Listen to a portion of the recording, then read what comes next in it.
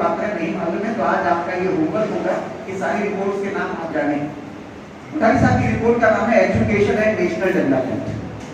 तो उन्होंने कहा कि मैं इस रिपोर्ट के नाम से नेशनल शब्द को हटाऊंगा और कैरेक्टर शब्द डालूंगा, क्योंकि अब मुझे समझ में आ गया है भारत की असल समस्या कैरेक्टर है।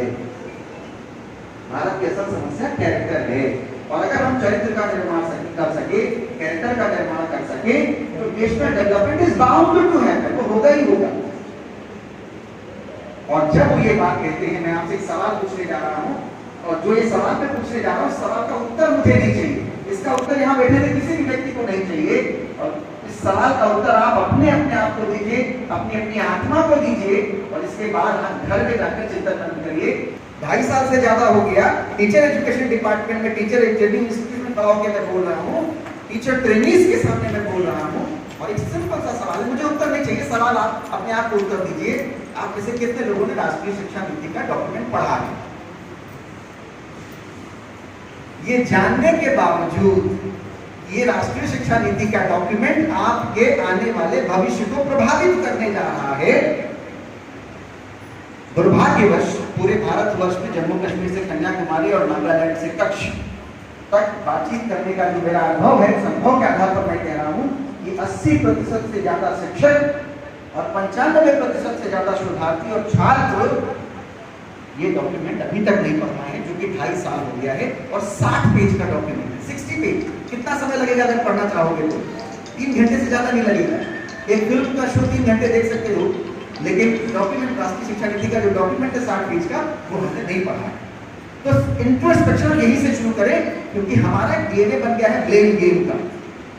हम अपनी रिस्पॉन्सिबिलिटीज को शिफ्ट करना बहुत आसानी से, अपना दोषारोपण किसी और के ऊपर करना बहुत अच्छी तरह से जानते हैं, लेकिन हमको अपनी आत्मा का अवलोकन करना है। और ये मैं क्यों कह रहा हूं? क्योंकि राष्ट्रीय शिक्षा नीति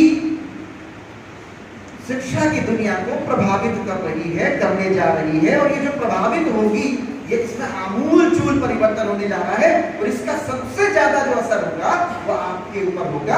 अगर आप अभी से अपने आप को उस दिशा में तैयार नहीं करेंगे तो उसके सफर भी आप होंगे। आप फिर दोषारोपण करिए, संस्थानों के ऊपर करिए, शिक्षक के ऊपर करिए, नेताओं के ऊपर करिए। मैं एक अक्सर एक बात कहता हूँ, जिद्दू कृष्णमूर्ति की एक किताब है एजुकेटिंग द एजुकेटर।